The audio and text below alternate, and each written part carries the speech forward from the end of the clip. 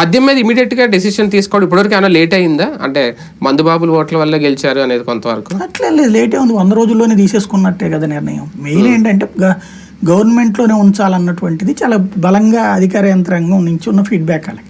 ఎందుకంటే గవర్నమెంట్లో ఉన్నప్పుడు ఏడాది 25,000 కోట్లు అనేది లంసంగా కనిపించింది అక్కడ ఒకటి. ఇప్పుడు దాన్ని ప్రైవేట్కి ఇస్తే గనక మనకు వచ్చేది స్టార్టింగ్ డబ్బులు ఒకటే. ఆ తర్వాత మనోళ్ళు ఇదంతా గ్రౌండ్ లెవెల్లో ఇక బెల్ట్ షాపులు అనేవి అన్ని విచ్చలవిడిగా తయారవుతాయి. వాళ్ళు చెప్పారు ముందు, అందువలన ఇన్ని రోజులు ఆగారు. అంటే ఇట్లాగే ఉంచుతూ రేటు కొంచెం తగ్గించి అన్ని రకాల బ్రాండ్లు పెడితే పోతుంది కదా అనేటువంటిది ఇప్పటిదాకా ఆలోచించడం వల్ల లేట్ అయింది. అంటే ఎందుకంటే వీళ్ళు చూసి వచ్చిన వాటిలో ఢిల్లీ, కేరళ ఇవి కూడా చూసారు. ఢిల్లీలో, కేరళలో గవర్నమెంట్ మద్యం దుకాణాలే ఉంటాయి. అలాగే గుజరాత్ తర్వాత బీహార్లో మద్య నిషేధం ఉంది. కాబట్టి వీళ్ళు పక్కన ఉన్నటువంటి తెలంగాణని మాత్రమే ఆదర్శంగా తీసుకున్నారు. తెలంగాణలో కేసీఆర్ వచ్చాక విచ్చలవిడిగా మద్యం దుకాణాలు పెంచేశాడు. అదే విధంగా ఇక్కడ కూడా మద్యం దుకాణాలు, ప్రైవేట్ మద్యం దుకాణాలు కరెక్ట్ అన్నటువంటిది వీళ్ళు ఇచ్చినటువంటిది.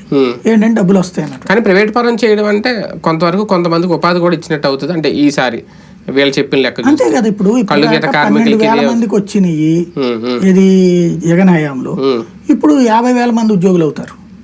అంటే ఇప్పుడు కొత్తగా కూడా యాడ్ చేస్తున్నట్టున్నారు కదా వీళ్ళని, గీత కార్మికులకి. అది కూడా అవి మామూలే, అవి వాటిట్లలో కొత్తగా అయ్యేదేం కాదు.